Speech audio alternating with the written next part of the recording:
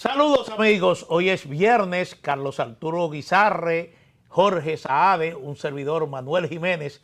Ya estamos aquí para abordar temas de mucho interés, pero siempre recordarles que los viernes es un día especial para nosotros porque abordamos temas de carácter internacional y siempre repetimos que el mundo está tan interrelacionado que lo que ocurre en Rusia, lo que ocurre en Afganistán, lo que ocurre en China y lógicamente lo que ocurre en Estados Unidos nos impacta de manera directa. Así es que satisfechos, complacidos de contar con su audiencia y como cada viernes igualmente Henry Ebrard estará abordando los temas de interés en el plano económico. ¿Sabes qué es tan Don Carlos, interesante? mi saludo. Encantadísimo, encantado de saludarte, Manuel. Tú sabes que es tan interesante lo que tú dices, que lo estamos viendo en Honduras.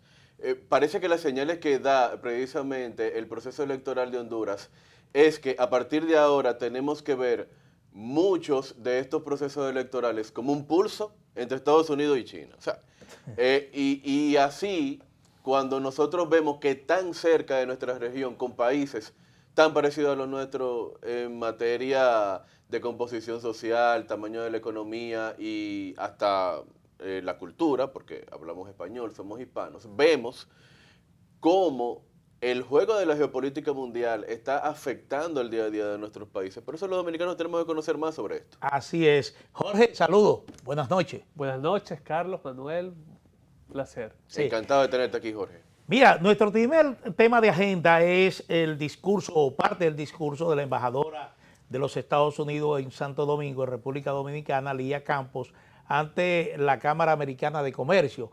Creo que es un discurso que debe merecer nuestra atención porque no recuerdo un precedente donde Estados Unidos haya reconocido que Haití representa una amenaza para la República Dominicana y que su principal representante en el país, en este caso la embajadora Campos, se comprometa a iniciar conversaciones con el presidente de la República, Luis Abinader, pero también con el sector privado para tratar de bloquear esa amenaza, tratar de revertir esa amenaza, porque ella dice que también trabajará para la mejoría de Haití.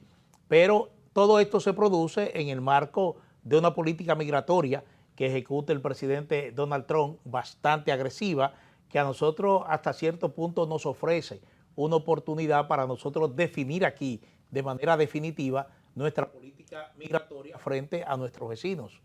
Totalmente de acuerdo. Creo que hubiese sido más maravilloso y puntual si lo hubiese dicho o Marco Rubio o Donald Trump, calificando de que Haití también representa una amenaza no solamente para la República Dominicana, sino para Estados Unidos. Eso por una parte. La segunda parte es que es muy importante estas declaraciones, sobre todo en el marco que se está hablando. Sin embargo, no lo veo tan impactante porque los intereses y la atención que tiene Estados Unidos hoy en día, ustedes la saben, es el Caribe. No es el tema de Haití, lo han dicho en varias oportunidades el caso de tener la influencia china en la región y parece que el tema haitiano, que para la República Dominicana sí es una prioridad, para los estadounidenses hasta ahora no lo es. Y tercero, es normal que este tipo de declaraciones lo exponga un jefe de misión, sobre todo estadounidense, revirtiendo, por cierto, a sus antecesores, tanto el antecesor en embajador como en la administración Biden, que fue muy criticada por parte de esta especialista. Yo también creo que es un poco tarde. Ya quedan 3 años de gobierno de Trump, vamos a ver cómo se ponen las cosas en la mesa, pero vamos a hacer el seguimiento a este tipo de observaciones. ¿Qué lectura podemos dar a declaraciones que ella da sobre que, o sea, confirmando lo que muchos sabíamos, que la administración Biden presionaba al gobierno dominicano para que de manera coloquial, digamos, abriera la frontera, su propia misión diplomática, porque parece que ella está confirmando el gran poder que tiene la embajada estadounidense y la diplomacia estadounidense en República Dominicana. Algo que todo el mundo sabe, algo que se ve a simple vista, algo que se ve fácilmente, que en la práctica se puede vislumbrar, pero que nunca se confirma de una manera tan directa como lo ha hecho la embajadora ahora. Parece que el tono de esta embajadora es muy directo. No solamente es directo, sino se parece mucho al discurso de Donald Trump que responsabiliza y achaca de acciones a Biden. Hemos visto que anteriormente los presidentes estadounidenses no atacan a sus antecesores porque hay una línea, una especie de interés de Estado que se respeta por los tiempos, pero parece que ella hace réplica y coincide con responsabilizar a Rusia en una u otra medida en ese país. Eso por una parte. Y la segunda parte, esto también se evidencia en la lectura de los discursos en materia de las relaciones internacionales. Un discurso, como es el de hoy en día, trumpista, realista, bien, frente a un idealista, como eran los liberales de Biden, que buscaban permear esa frontera entre ambos países, como es la República Dominicana y Haití. Sí, pero cuando se habla de amenaza, precisamente esa misma semana, cuando la embajadora utilizaba ese término para referirse a esa relación dominico-haitiana, precisamente en Haití una banda ataca un poblado haitiano con un saldo de 20 muertos a tiros, heridos y más de 500 casas incendiadas. Parece que le estaba recordando de que lo que decía la embajadora es real, es una amenaza real lo que tenemos. Ahora bien, más allá de ese discurso, ¿qué puede hacer Estados Unidos, por ejemplo, en ayudarnos a fortalecer esa frontera? Tú decías, el interés de Estados Unidos en esta región es el Caribe, narcotráfico, posiblemente Venezuela, Colombia. Pero en términos reales, no se ve, como tú dices, ese interés de Estados Unidos en hacer cumplir una resolución que ellos mismos propiciaron, tanto en la OEA como en el Consejo de Seguridad de Naciones Unidas, para crear una fuerza de supresión o eliminación de pandillas que vaya precisamente a cambiar esa situación de inseguridad que hay en Haití. Totalmente de acuerdo contigo. Creo que esa necesidad de algunos actores en la región, sobre todo en la parte de las Antillas del Caribe, de homologar, emular, también arrinconar y abrir los ojos de Estados Unidos de la verdadera amenaza que vive República Dominicana con el tema haitiano, eso sin ninguna duda. Amenazas, crisis, creo que esta crisis haitiana viene desde hace décadas, desde el siglo pasado, entonces alarmarse con lo que está pasando es contraproducente porque ya es una amenaza que lleva tiempos arrastrando y es unas llamas que vienen acercándose a la frontera entre ambos países. El tema es que de acuerdo con la política exterior que ha señalado Trump de ser menos intervencionista en algunos temas, claro, el tema del Caribe es aparte, creo que meterse en otro asunto, en otro archivo, como es el tema haitiano, en el actual contexto, creo que ahora no es la prioridad.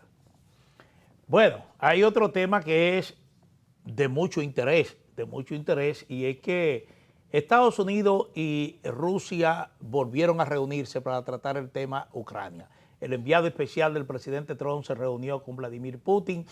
Las expectativas son muy débiles, porque justamente en el día de ayer decía Putin que algunas de las condiciones del plan de paz que ha presentado el presidente Trump son inaceptables para Rusia. Es decir, que culmina el año 2025 y vamos a tener latente ese conflicto Rusia-Ucrania, con todas sus consecuencias. Es así, uno se hubiese imaginado que este fin del conflicto sería más pronto, pero por lo que vemos no es así. Muchísimos analistas, incluyendo nosotros, calificamos ese plan de Trump como muy pro-Putin. Bien, pero si el mismo Putin, el mismo Kremlin dice que es inaceptable algunos puntos y la parte... Pero parece que Estados Unidos varió un poco el plan inicial, porque frente al plan inicial que había presentado la Casa Blanca, Putin había reaccionado muy bien. Ahora cambia después de que Unión Europea hasta cierto punto ejerció presión para que se cambiara ese plan y el propio Volodymyr Zelensky en Ucrania. Es un hecho que nunca vas a satisfacer a ambas partes una negociación, y menos un conflicto como es este ucraniano, y menos por el inicio de este que fue una arremetida o una invasión por parte de los rusos en Ucrania. Vamos a ver qué nos depara un futuro. Es muy difícil poner de acuerdo y sentar a Putin y aceptar algunos términos, igualmente la parte de Ucrania que tiene el apoyo de la Unión Europea, bien, ante esa arremetida que ha hecho Trump para ellos en torno a esa solución del conflicto. Bueno, lo que pasa es que al final de cuentas, ¿quién va a obligar a Rusia a detenerse? Mi pregunta sería, ¿por qué Rusia ahora tuviera que detenerse? Si el petróleo, esté como esté, lo pueden vender por terceros saltándose las sanciones. Aparentemente, independientemente de que la tasa de interés esté altísima en Rusia, parece que los rusos no están... el IVA la semana pasada. No están sufriendo tanto. 2%. Pero es tan informal la economía de Rusia que parece que gente clave, sectores clave, no se preocupan por esta alza de impuestos. En un conflicto como este, ¿quién obligaría a Rusia a detenerse cuando Europa, quien es la principal amenazada con este conflicto en su patio, es titubeante a la hora de dar garantías de que Ucrania no va a caer? Por el simple hecho que la Unión Europea no tiene un ejército como la OTAN, sin duda alguna. Yo creo que los principales actores que podrían presionar esto es el tema económico, el tema empresarial. Lo hemos visto como la solución de los conflictos que ha hecho Trump ha sido por el tema del dinero, que ha sido donde más le duele a los líderes, a los estadistas, en torno a tomar decisiones. Nadie se hubiese imaginado que azeríes y armenios se hubiesen sentado y lograron un acuerdo. Pero hay algo que yo quería enfatizarles a ustedes. Yo creo que tengo el sentimiento de que Putin no quiere formar parte de esa resolución de conflictos que ha logrado Trump en este mandato. No quiere formar parte de esa recopilación, de ese archivo de conflictos que resolvió de manera drástica y repentina, como lo ha hecho con el caso armenio, como lo ha hecho con el caso Kosovo con Serbia, como lo ha hecho con varios países africanos. No quiere India, formar parte- India y Pakistán, que India, era algo muy Pakistán, serio. pero no tan serio como el tema que estamos viendo en el este de Europa. Estamos hablando de escaramuzas, ¿bien? Pero el caso ruso contra Ucrania va más allá de las fronteras. Un tema entre la OTAN, por ejemplo, contra la influencia ruso en Europa. Entonces, yo creo que es también un tema de orgullo. Quizás va a esperar unos cuantos meses para no tener esa sombra y formar parte de esa colección de conflictos resueltos por parte de Estados Unidos. No le quiere dar a Donald Trump el Premio Nobel de la Paz. Ya Parece que... todos indican que posiblemente lo obtenga el año que viene, pero si habría un premio o una Pero némesis eso va a depender al Premio Nobel de la Paz, quizás eso lo obtendría Putin. Bueno, el tema es que uno dice, la Unión Europea dice que las posiciones de Putin desde el principio con relación al plan de paz de Trump son falsas, son hipócritas. Es decir, que Putin no está interesado realmente en una paz con Ucrania. Y lo demuestra el hecho de que ya en las últimas 24 horas Putin ha vuelto a atacar, por ejemplo, a Ucrania, la capital Ucrania. Hay incluso una foto dramática de un niño muerto a producto de estos bombardeos. Y entonces es una situación donde Putin está comiendo con su dama, sigue avanzando en el territorio ucraniano mientras negocia, intensifica los combates en áreas donde el ejército ruso está avanzando, pese a que Ucrania lo niega. Y en ese contexto, la pregunta de Carlos, bueno, ¿quién obligaría a Rusia a retirarse? Las sanciones económicas hasta ahora, aunque han afectado a Rusia, pero no han sido un elemento disuasivo para que ellos realmente se sienten a pensar, bueno, hay que llegar a una paz. Es decir, el escenario luce complicado y uno llegaría a pensar hasta en lo peor, que Rusia definitivamente se tome a Ucrania. La raíz de mi pregunta es que parece que la Realpolitik ha tomado, digamos, primacía sobre un Estado de Derecho en las relaciones internacionales. O sea, la fuerza sobre el derecho. Es algo antiquísimo y lo hemos visto no solamente este siglo, sino el siglo pasado. Mejor ejemplo, el caso de Trump, el caso que vemos en Medio Oriente. Coincido con ustedes en la posición, pero creo que el tema económico sí va a terminar de asfixiar y va a presionar a Rusia a llegar a un acuerdo. Pero bueno, no, de hecho, Rusia ya dispuso un aumento en el IVA, que es el ITEVI dominicano, dispuso un aumento de un 2% en el IVA, una recomendación del Ministerio de Finanzas, y es precisamente la mejor revelación de que las medidas de sanción económica que se le han puesto, sobre todo las últimas que puso Estados Unidos a la industria petrolera rusa, están surtiendo efecto. Y quizás esto habría sido una opción de Occidente para presionar al gobierno ruso de aumentar el impuesto al valor agregado al pueblo, que serían los más aquejados de este incremento, ¿bien? Que le quiten su bolsillo para financiar una guerra que hasta ahora no tiene fin. Sí, Eso por una porque el parte. pueblo, además de que está aportando los muertos, ahora también tiene que rascarse el bolsillo. Más les cercenaras el futuro, la posibilidad de ingresar a las redes sociales, a otros temas de comer en McDonald's, o sea que le está mortificando. Esto es ¿cómo se dice? Una acción occidente muy antiquísima de presionar al pueblo para que esto se levante enfrente a los líderes, eso por una parte.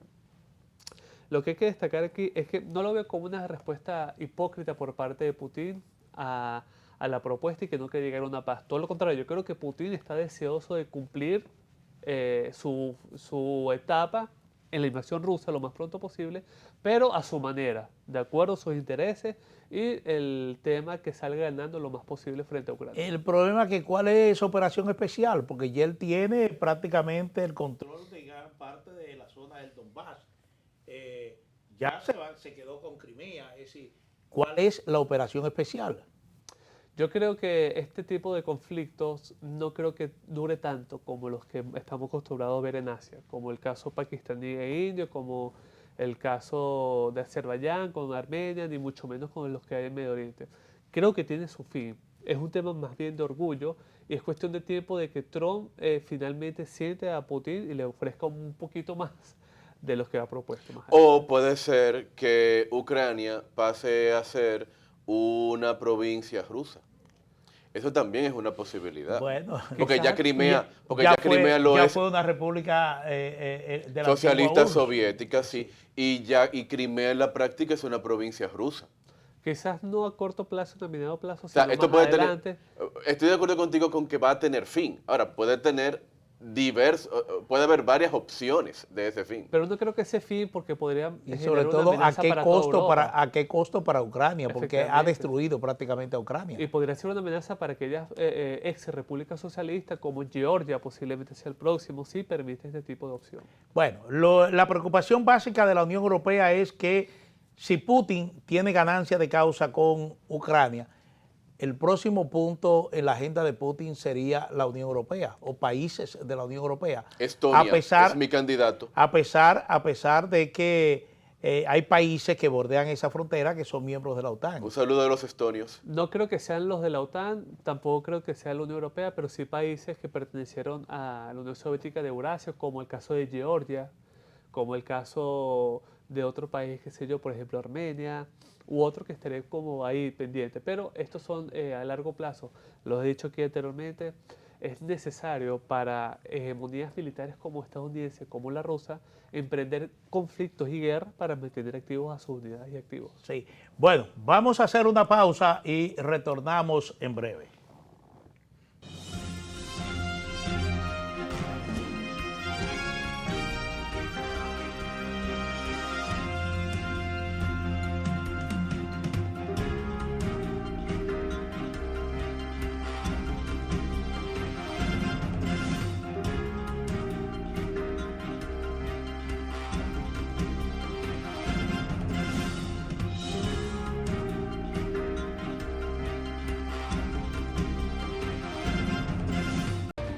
Resaltamos la manufactura dominicana con el sello que nos une, las manos que lo fabrican, la fuerza de la industria y el apoyo del consumidor, agregando valor a lo hecho en el país, ampliando y promoviendo la producción dominicana, colaborando con la creación de más y mejores empleos y posicionando la industria dominicana en los mercados internacionales.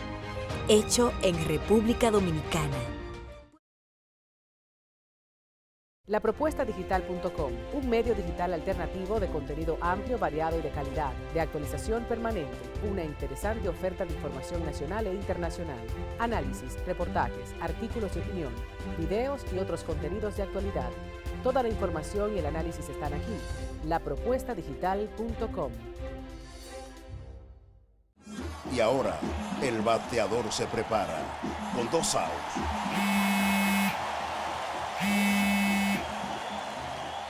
Hola.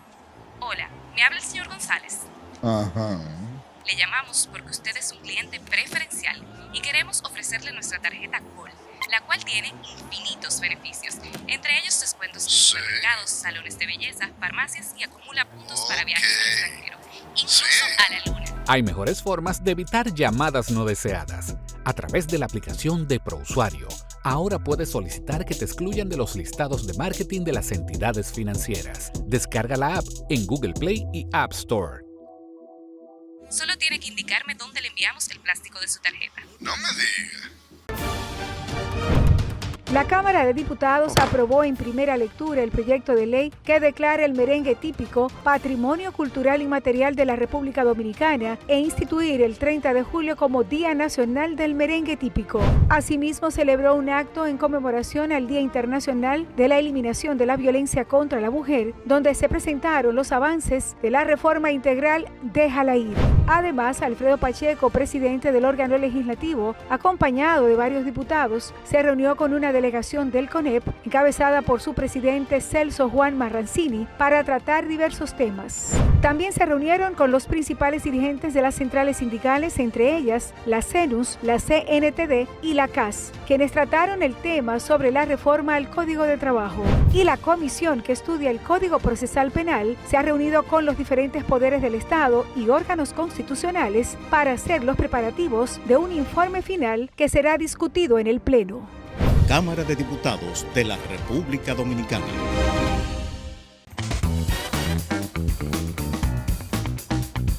Esto no es un compendio solo del esfuerzo y del trabajo que ha hecho Diógenes, sino es un pedazo de nuestra historia, de nuestra memoria. Celebrar lo que significa el nacimiento de Sueños de Octubre. Léanlo, lo invito a que lo lean, porque es sin duda alguna un libro verdaderamente motivador. Sueños de Octubre, el arte de la entrevista. Un libro para todo público. A la venta en Centro Cuesta del Libro y en los hipermercados Jumbo. Promipyme recibió recursos por 1.500 millones de pesos para apoyar vía financiamiento a microempresarios que sufrieron pérdidas por la tormenta. Que comiencen Promipyme dándole recursos a los ciudadanos y ciudadanas que la burocracia bancaria le impide acceder al crédito rápido, pero también al esfuerzo que hemos hecho desde el Indotel de formar, adiestrar y capacitar. Porque si bien es cierto, Promipyme los empodera, también es fundamental que se formen, que se adiestren, que se capaciten desde el punto de vista tecnológico. Desde el gobierno tenemos que actuar al servicio de la gente. Desde hoy hasta el 31 de diciembre le daremos préstamos a los dominicanos, a las dominicanas y generaremos la formación tecnológica, el entrenamiento, la preparación para que los hijos de los sectores populares se preparen, se formen, se adiestren, se capaciten y nadie pueda discriminarlos. Muchas gracias. Y si combinamos esto con otra llave, otro candado que es a la pobreza, que es la educación, y todos estos cursos, estas becas que se están dando de Indotel, pues esta es una combinación perfecta. Y vamos a seguir, porque así es que se hacen políticas públicas a favor de la gente. Que Dios los bendiga.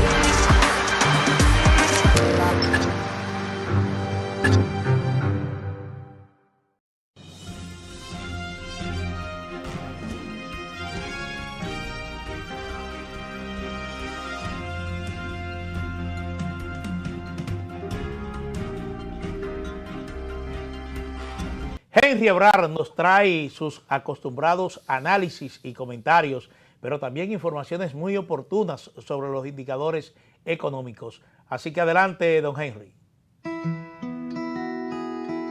Si de algo saben las abejas, es de flores. Hay de todo tipo y para todos los momentos. Lo importante no es solo su color, tamaño o forma, sino lo que hace sentir cada una. Y para esos sentimientos trabajan. Igual que el Banco Central, que trabaja para hacer florecer la economía y que sientas estabilidad. Para ese sentimiento de tranquilidad. Para ese sentimiento de crecimiento y desarrollo. Para que la primavera llegue a todos los sectores y los planes de muchos den grandes frutos. Banco Central de la República Dominicana, 75 años trabajando por una estabilidad que se siente. ¿Qué tal, amigos de Propuesta de la Noche? Yo soy Henry Ebrard, un placer estar de nuevo con todos ustedes como cada lunes, miércoles y viernes, ya cerrando la primera semana completa del mes de diciembre. Estamos en esta recta final y definitivamente también en la parte económica y financiera, tanto en lo local como en global, huele a Navidad y en el caso de la República Dominicana parece que huele de nuevo a reforma fiscal y a reforma en un sentido más general. Eso va a ser ese mi comentario especial en el día de hoy. Varias instituciones, primero fue hace una semana atrás la Asociación Industria de la Río Norte en Santiago, la AIREN, que agrupa el sector industrial en las 14 provincias del Cibao, en ocasión del almuerzo anual de la asociación, recibía la primera comparecencia en público de manera oficial del superministro de Hacienda y Economía, Marín Díaz, y punto de referencia obligado fue el tema de las reformas. De un lado, el presidente Luis Bonilla de AIREN mencionando el deseo, la necesidad de seguir transformando la economía dominicana apoyándose en los sectores productivos, y del otro lado el propio ministro diciendo que si bien todavía no se está hablando de manera oficial con el presidente, los números, la situación, la oportunidad para la economía y para la sociedad dominicana llama a que retomemos las discusiones de esta reforma fiscal dentro del marco de un conjunto más ambicioso de otras reformas: la seguridad social, tanto por la parte de salud, por la parte de pensiones, por la parte de seguro de desempleo. El tema, por supuesto, terminar discusiones sobre la parte laboral, lo cual incluye cómo reponer, cómo incrementar salarios para cerrar la brecha con el costo de la vida, poder reformalizar la economía, atender el tema de la cesantía, pero también otras reformas a niveles de sectores productivos, recapitalización del Banco Central y, por supuesto, de manera muy transversal y definitiva, el tema eléctrico, tomando en cuenta de que si se logra cristalizar la visión del presidente de la República, esta ambición de duplicar el tamaño de la economía dominicana. Para duplicar el tamaño de la economía se requiere incrementar un 50% la capacidad de generación eléctrica, lo cual supone grandes inversiones que no se podrán hacer si no se resuelve el tema financiero de las compañías de distribución, las EDES estatales, que este año están requiriendo del gobierno central alrededor de 105.000 millones de pesos para compensar sus pérdidas. Eso es una situación que obviamente requiere de una reforma sin la cual ninguna reforma fiscal pudiese tener sentido. Hemos visto luego de esas declaraciones en Santiago otra asociación muy importante a nivel nacional y más todavía en Santiago, la Asociación de Comerciantes Industriales de Santiago, la ASIS, que fue en la misma dirección. Finalmente, en Santo Domingo fue el caso del propio CONEP, que apela por retomar esas discusiones. Por supuesto, no son discusiones que ya se van a llevar a cabo por lo que queda del mes de diciembre, todavía queda parte de la semana que viene y luego pues la gente está a fondo o bien festejando ya o bien trabajando para los que festejan. Lo que sí parece obvio es que de regreso después de los Reyes parece ser probable, posible y deseable, porque es justo y es necesario reabrir la agenda de reformas estructurales, dentro de las cuales la reforma fiscal, como lo dice el excelente economista Antonio Siriaco, es la madre de todas las reformas. No le tengamos miedo a las reformas, más bien debemos tenerle miedo a que no se hagan las reformas. Esas reformas, entre las cuales la reforma fiscal, deberá tener tres ejes principales de objetivos. Uno, consolidar la estabilidad fiscal y económica de la República Dominicana, contener, bajar el nivel de déficit fiscal y recapitalizar el Banco Central, dar todos los insumos, inversión desde el Estado, facilidad de negocio, para que el sector productivo pueda duplicar su nivel de producción, y finalmente, no menos importante, de que esos ingresos adicionales significan entonces un incremento del gasto social, de modo que mucha gente que hasta el momento no había recibido los frutos del crecimiento a través de esas reformas puedan ser quizás los más beneficiados en este proceso. Con esto que pudiera ser unos muy buenos deseos para el año 2026, les pido mi comentario para el día de hoy. Les invito a que me sigan a diario en mi cuenta de Twitter, @ZebrarH. Por supuesto, esperamos regresar con todos ustedes en la edición de este lunes, mismo lugar, misma hora. Hasta luego. Cuídense mucho. Si de algo saben las abejas, es de flores. Hay de todo tipo y para todos los momentos.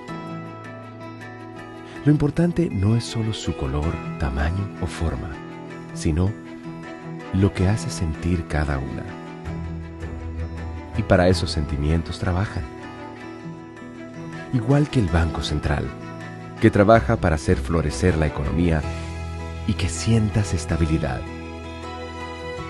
Para ese sentimiento de tranquilidad.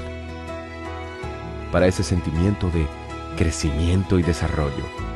Para que la primavera llegue a todos los sectores y los planes de muchos den grandes frutos.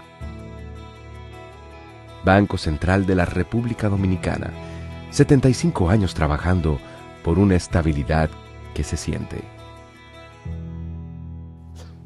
Gracias a Henry Ebrard por su oportuno comentario y análisis económico. Bueno, Henry ha vuelto a hablar sobre la reforma fiscal que mucha gente espera en la República Dominicana y parece ser que esto es un hecho. Lo que plantea Henry es de que posiblemente ya, no en los primeros 6 meses del año 2026, sino en enero. En enero ya se esté conociendo alguna propuesta del gobierno relativa a una reforma fiscal. Pero vamos al tema, Honduras. Honduras despierta mucho interés. Despierta interés porque es un proceso electoral que ha sido un poco como tortuoso. La gente votó, resulta que Tito Asfura resulta quien arranca liderando el conteo, pasan aproximadamente 24, 48 horas, se produce una pausa en el conteo de los votos. Después de esa pausa, Salvador Narrala aparece liderando entonces el conteo, pero no pasan 12 horas cuando ya Tito Asfura, que es el candidato de Donald Trump, vuelve nuevamente a encabezar el conteo. Y ahora lo encabeza con más de 22,000 votos. Que es muchísimo ya para un país como Honduras. Es indispensable recordarle la participación e influencia que ha tenido Donald Trump en estas elecciones. Es un país que para muchos dirían que está de mucha importancia. En el marco dijo que va a apoyar a Asfura en víspera de las elecciones y contra todo pronóstico ganó el primer lugar hasta ahora. Porque todas las encuestas de ese entonces decían que estaba Nasrallah encabezando eso. Un país que no tiene segunda vuelta. Hay algo muy importante que hay que remarcar, el fin del celayismo, del oficialismo de Honduras. Pareciera que esa marea azul de todo el continente latinoamericano también llega hasta Centroamérica, de darle frente o enfrentar también al socialismo siglo XXI o al progresismo y volver como al conservadurismo o hacia el ala a favor de Estados Unidos. El tema yo creo que fue un factor indispensable como catalizador la participación de Donald Trump en las elecciones. Vimos que también darle esa amnistía al expresidente también como que ayudó a todo esto. Pero hay que recordarle a nuestros televidentes que Nasrallah, que también es conservador, el estilo conservador, también formaba parte... Sí, porque ahora resulta que el gobierno de Biden cometió un abuso contra Juan Orlando Hernández. Juan Orlando Hernández. Efectivamente. Sí. Entonces, esto es muy interesante ver y es muy también desafortunado que hoy en día vivamos en Occidente, en este siglo, ese tema de ralentización de los números en las elecciones. Sí, mira, a mí lo que me quedan 2 preguntas. En primer lugar, ¿por qué Honduras? ¿Por qué un presidente se la juega? Se juega su prestigio, se juega su imagen, apostando a un candidato que puede ganar o no, que de hecho está ganando pero por muy bajo margen.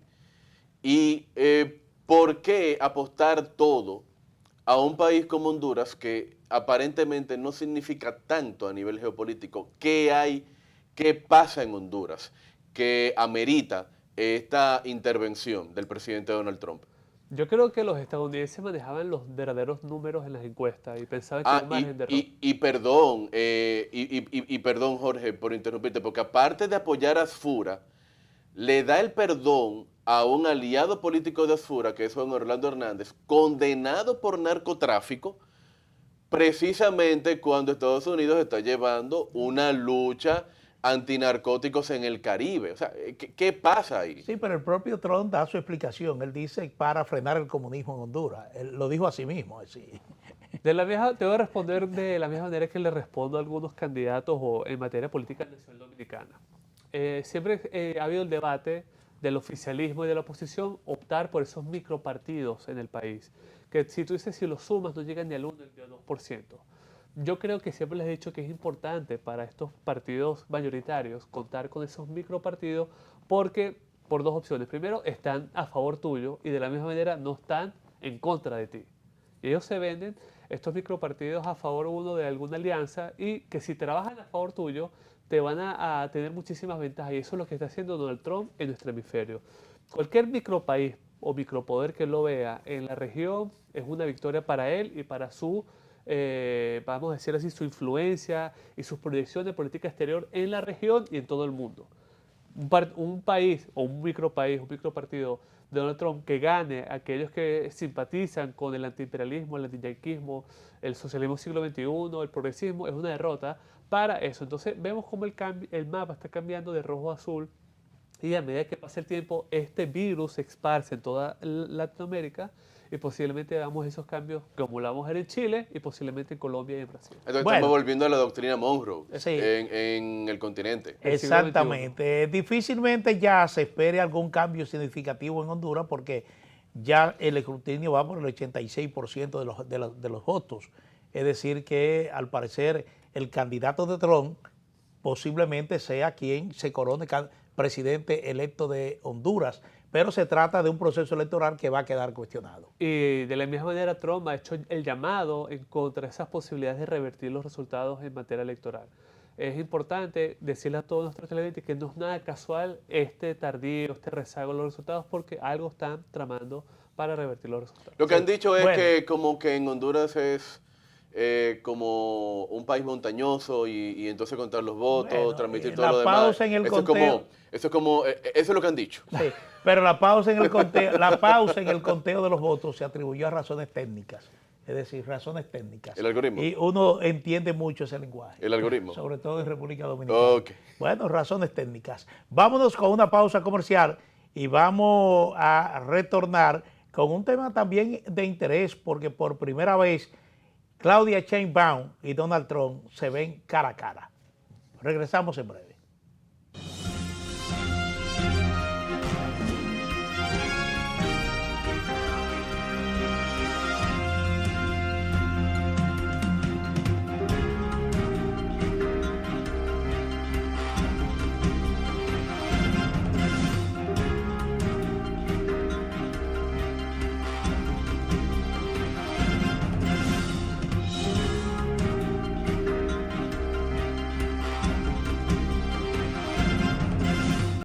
Y ahora, el bateador se prepara con 2 outs.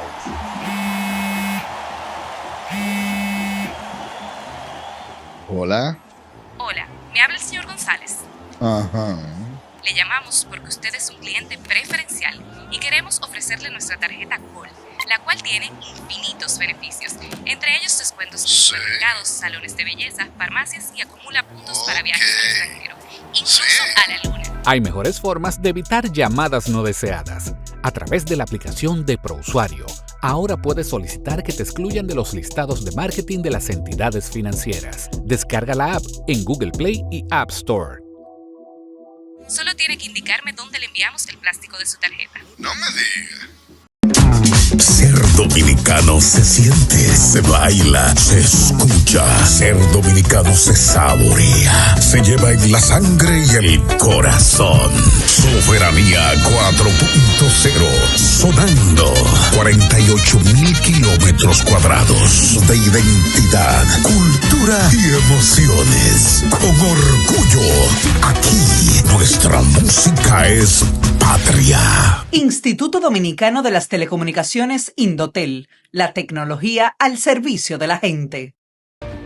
Resaltamos la manufactura dominicana con el sello que nos une, las manos que lo fabrican, la fuerza de la industria y el apoyo del consumidor, agregando valor a lo hecho en el país, ampliando y promoviendo la producción dominicana, colaborando con la creación de más y mejores empleos y posicionando la industria dominicana en los mercados internacionales. Hecho en República Dominicana.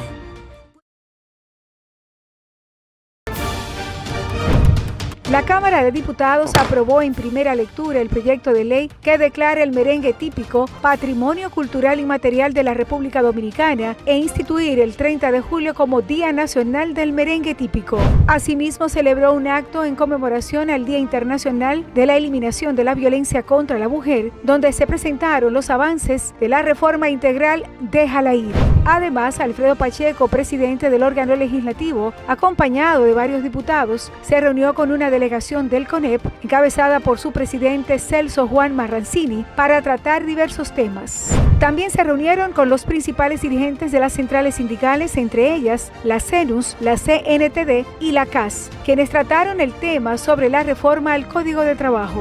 Y la comisión que estudia el Código Procesal Penal se ha reunido con los diferentes poderes del Estado y órganos constitucionales para hacer los preparativos de un informe final que será discutido en el Pleno. Cámara de Diputados de la República Dominicana.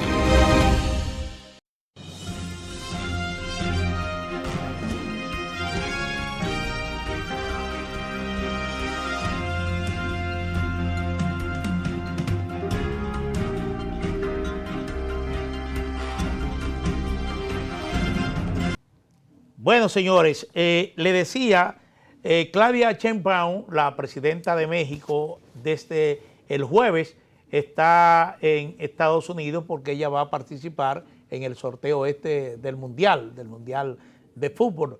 Pero es la ocasión que se ha utilizado para ese primer encuentro entre la presidenta mexicana y el presidente de los Estados Unidos, Donald Trump. Así es que vamos a ver el tema narcotráfico, el tema comercio.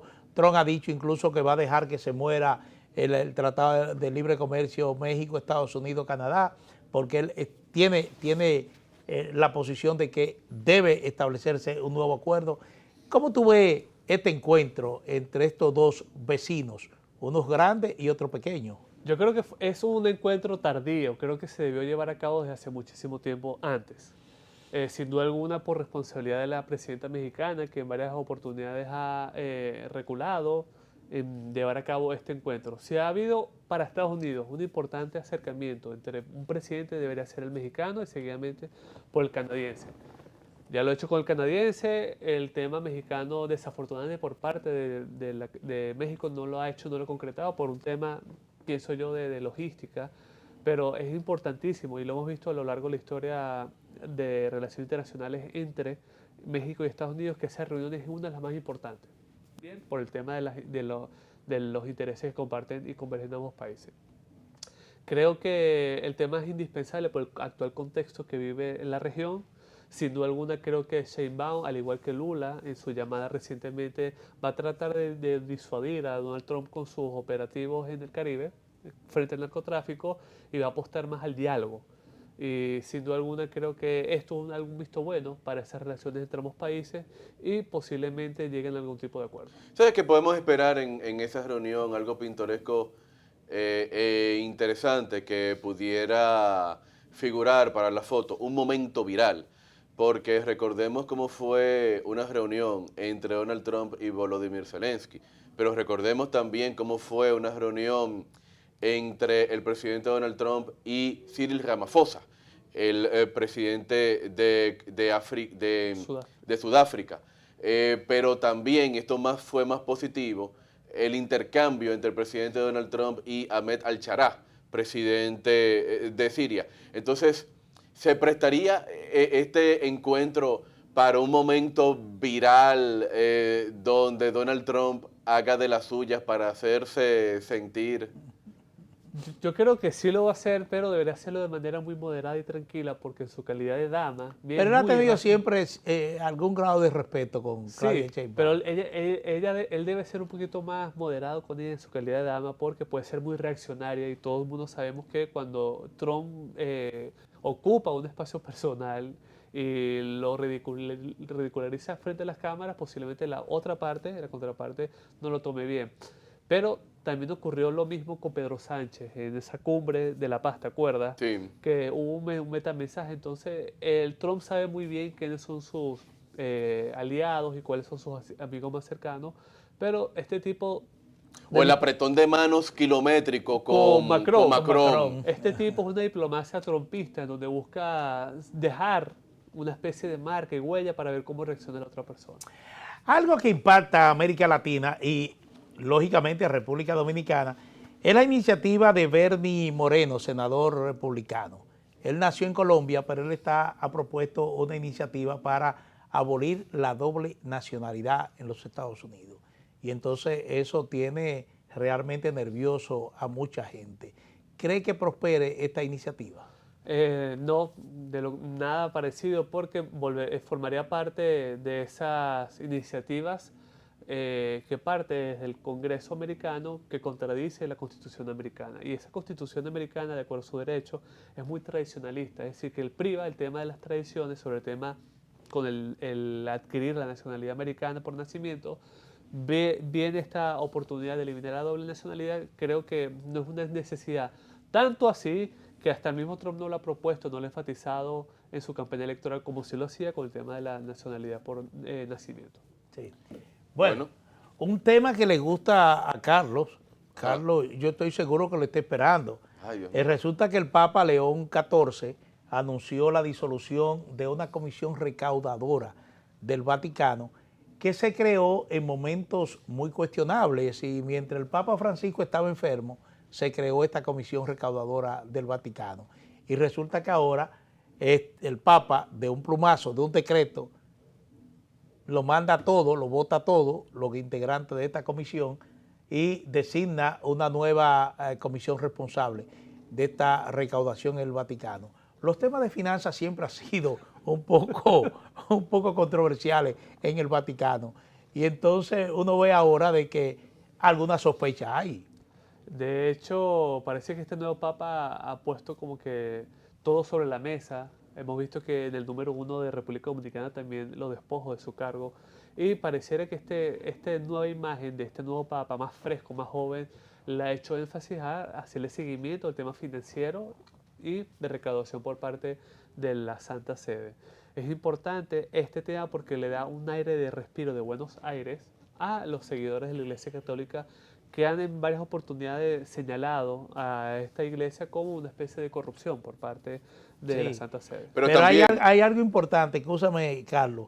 Dice que además él decretó, León XIV, que los activos del Vaticano, dice aquí, los activos pasarán a la Santa Sede en su conjunto, y que la Oficina de Patrimonio Vaticana supervisará la disolución de la comisión, es decir, todo lo que recaudó, todos los activos que esa comisión pudo haber recaudado, pero los activos del Vaticano pasan a un control directo de la Santa Sede. O sea, del Papa. Del Papa.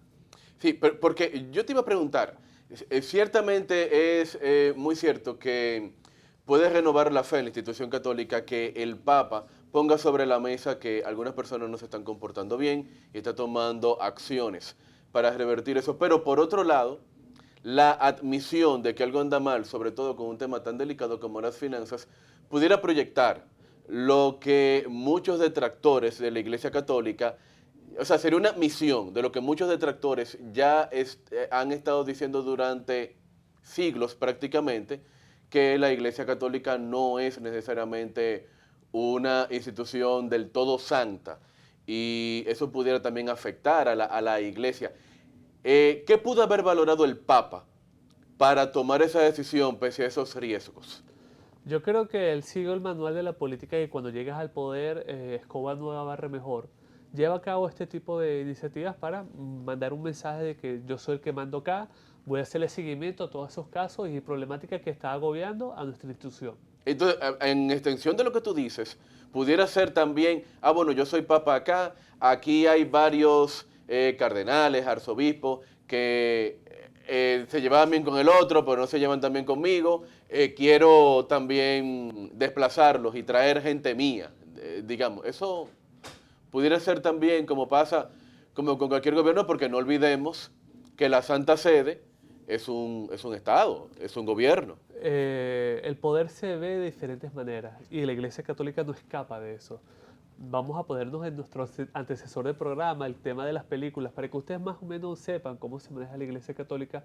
Ven la película Cónclave y esa lucha de poder interna, bien, en donde este líder, que es vitalicio, pero también es elegido de una manera democrática entre los arzobispos de la región, buscan dejar su influencia, dejar sus pilares a largo plazo después de que ellos terminen. Bueno, este es el primer papa estadounidense y se dice que él hasta ahora se ha dedicado de alguna manera a enfrentar los cabos sueltos del reinado de Francisco, es decir, del Papa Francisco. Y incluso ya en República Dominicana se conoce parte de su accionar. Es muy probable que él esté centrado ya en liberarse de esos cabos sueltos que se habla para ya en el 2026 trazar su propia agenda. Totalmente de acuerdo contigo, pero a veces llevar a cabo esos cabos sueltos puede ser contraproducente. Por el tema de la Virgen, por ejemplo, ese tema que ha sido muy controversial, que no se manejó muy bien. Entonces creó mucha controversia y debido a ese apuro de crear y dejar su huella, llevó a cabo este tipo de errores que confunden más a la población, que está más alejada más de la Iglesia Católica. Sí. Bueno, señores, llegamos al final de esta propuesta de la noche, esperando siempre que los temas abordados hayan sido de su agrado, hayan satisfecho sus expectativas, pero siempre recordarle que cada viernes nosotros aquí, Carlos Arturo Guizarre, Jorge Saade, un servidor Manuel Jiménez, nos dedicamos a hablar de temas internacionales, de temas que despiertan gran interés y hasta suspicacia a nivel mundial. Así es que muchísimas gracias por su sintonía. Recordarles siempre que además de la frecuencia de Teleimpacto nos pueden seguir en nuestro canal de YouTube, el canal de Propuesta de la Noche. Buen fin de semana y buenas noches.